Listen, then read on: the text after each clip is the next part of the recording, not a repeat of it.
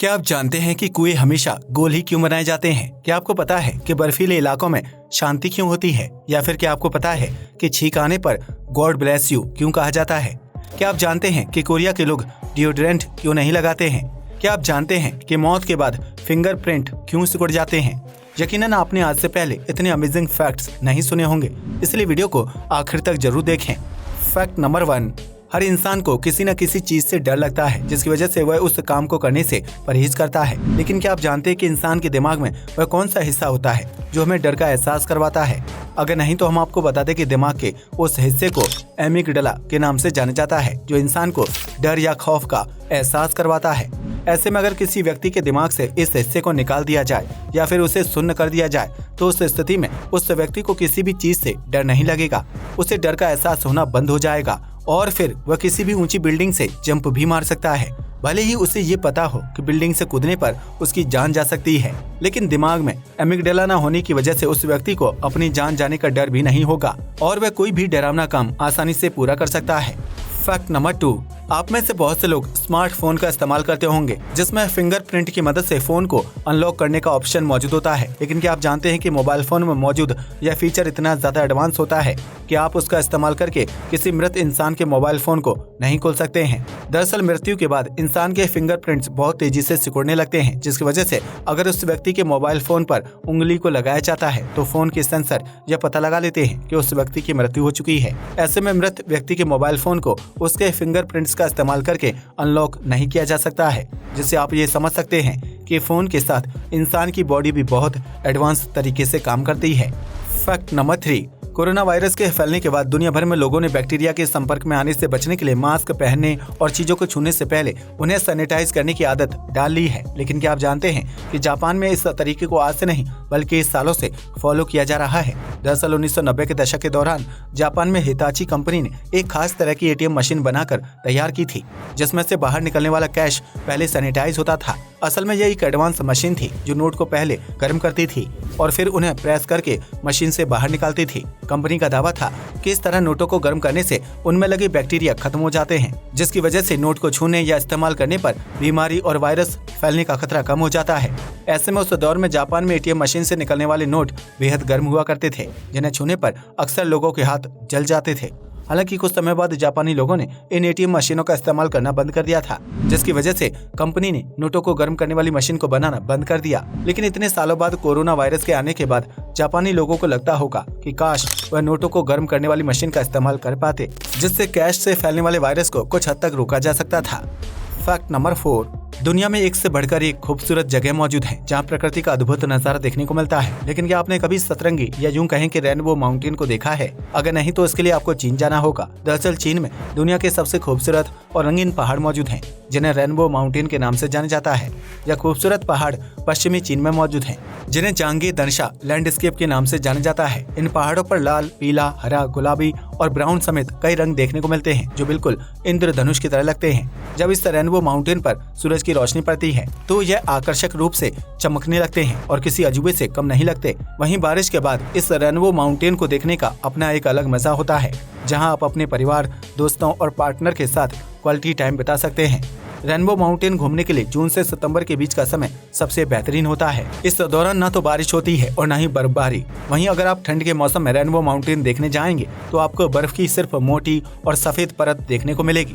Fact number 5, ये तो हम सभी जानते हैं कि कछुआ धीमी गति से चलने वाला एक जीव है, जिससे सड़क या रेलवे ट्रैक पार करने में काफी लंबा वक्त लग जाता है। ऐसे में जापान में इन्हीं कछुओं की वजह से कई बार ट्रेन लेट होती थी तो कभी पटरी से नीचे उतर जाती थी। दरअसल जापान में कछुओं की संख्या काफी ज्यादा है, इसलिए शहरों में इस जीव को सड़क और रेलवे ट्रैक को पार करते हुए देखा जा सकता है। लेकिन कछुए का ऊपरी खोल बहुत ही कठोर होता है, जिसकी वजह से अगर कछुआ गलती से रेलवे ट्रैक पर चला जाए और उसी समय ट्रैक से ट्रेन गुजर रही हो तो उस स्थिति में कछुए की खोल की वजह से ट्रेन पटरी से उतर जाती थी और कछुए की भी मौत हो जाती थी। ऐसे में इस समस्या से बचने के लिए जापान की सरकार ने एक अनोखा तरीका निकाला, जिसके तहत उन्होंने रेलवे ट्रैक के नीचे छोटी छोटी सुरंग बना दी। इन सुरंगों की मदद से कछुआ आसानी से रेलवे ट्रैक को क्रॉस करके एक तरफ से दूसरी तरफ जा सकता है, जबकि पटरी के ऊपर से गुजरने वाली ट्रेन को भी कोई नुकसान नहीं पहुंचता है। इस तरह जापान में कछुओं के लिए दुनिया की पहली ऐसी सुरंग को बनाकर तैयार किया गया है, जिसमें रेल दुर्घटना को रोकने के साथ साथ कछुओं की आबादी को कम होने से भी बचाया जा सकता है।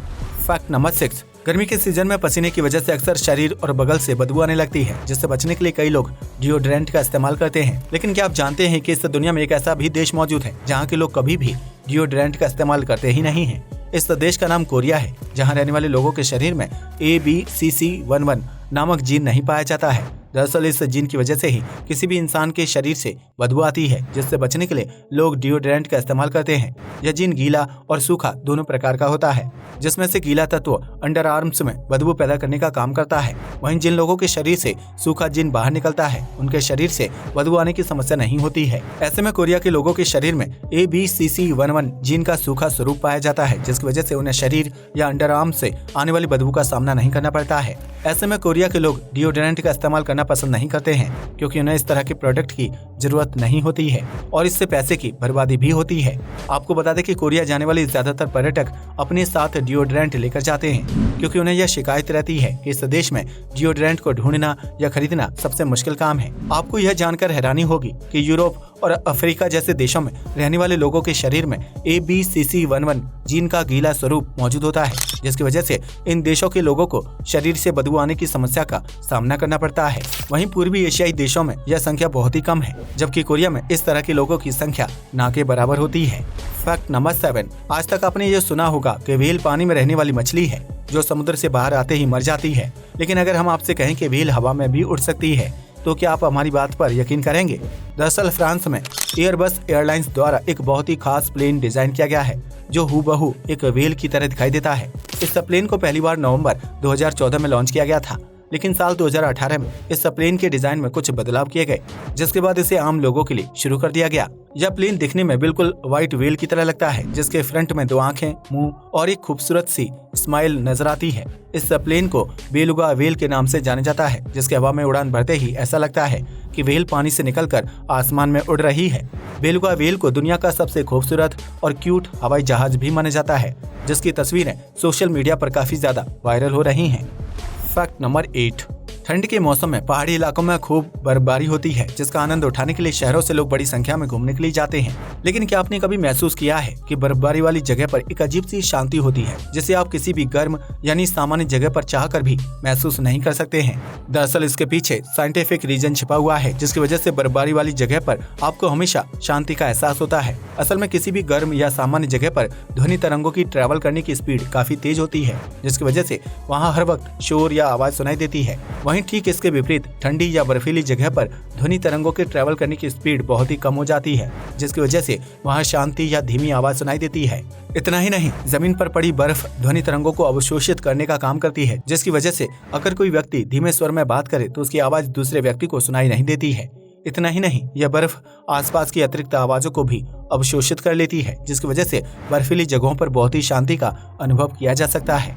फैक्ट नंबर 9, आपने अक्सर देखा होगा कि जब किसी व्यक्ति को छींक आती है तो उसके साथ बैठा व्यक्ति प्यार से गॉड ब्लेस यू कहता है। लेकिन क्या आपने कभी सोचा है कि छींक आने पर इस शब्द का इस्तेमाल क्यों किया जाता है और इस प्रथा की शुरुआत कहां से हुई थी? अगर नहीं तो हम आपको बता दें कि लोगों का ऐसा मानना है कि छींक आते समय दिल की धड़कन कुछ सेकंड्स के लिए रुक जाती है, जिसकी वजह से व्यक्ति की जान जाने का खतरा रहता है और इसी खतरे को टालने के लिए गॉड ब्लेस यू शब्द का इस्तेमाल किया जाता है। लेकिन अगर साइंस की नजर से देखा जाए तो छींक आना एक सामान्य प्रक्रिया है जो हमारे दिमाग और नाक से जुड़ी होती है, और छींक आते वक्त दिल की धड़कन रुक जाना महज एक मिथ है। ऐसे में सवाल खड़ा होता है कि आखिर यह मिथ इतने बड़े पैमाने पर पूरे विश्व में कैसे फैला?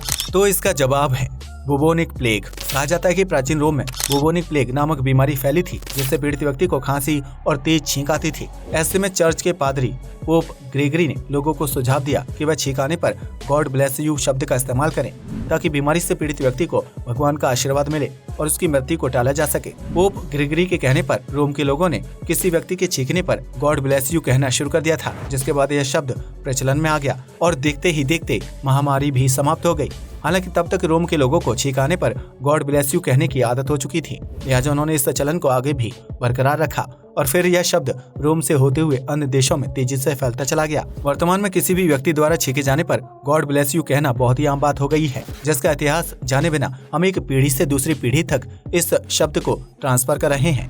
फैक्ट नंबर 10, आपने गांव कस्बों में कभी न कभी कुएं जरूर देखे होंगे, जिनका इस्तेमाल पानी भरने के लिए किया जाता है। लेकिन क्या आपने कभी कुएं के आकार या डिजाइन के बारे में सोचा है जो हमेशा गोल ही होता है? दरअसल कुएं का गोल डिजाइन प्राचीन समय की कारीगरी को दर्शाता है, क्योंकि उस दौर में आधुनिक मशीनें नहीं हुआ करती थीं। ऐसे में मजदूर हाथों से कुएं की खुदाई करते थे और गहराई तक पहुंच जाते थे, जिसकी वजह से कुआं ऑटोमेटिक तरीके से गोल बन जाता था। इसके बाद कुएं के ऊपरी हिस्से को भी गोल आकार में ही डिजाइन किया जाता था, ताकि कुएं के अंदर से पानी निकालना आसान हो और कुएं की दीवारें लंबे समय तक मजबूत रह सके। अगर कुएं को गोल के बजाय चौकोर आकार में बनाया जाता तो उसकी दीवारें लंबे समय तक टिक नहीं पाती थीं और कुआं अंदर ही अंदर ढह जाता था। वहीं गोल आकार के कुएं में दीवार ज्यादा मजबूती के साथ एक दूसरे से जुड़ी रहती है और लंबे समय तक जमीन से जुड़ी रहती है। इसके अलावा गोल आकार वाले कुएं से पानी की भरी हुई बाल्टी को बाहर निकालना आसान होता है और उसके लिए ज्यादा मेहनत नहीं करनी पड़ती है। आज के लिए बस इतना ही। वीडियो पसंद आया हो तो इसे लाइक और शेयर करें।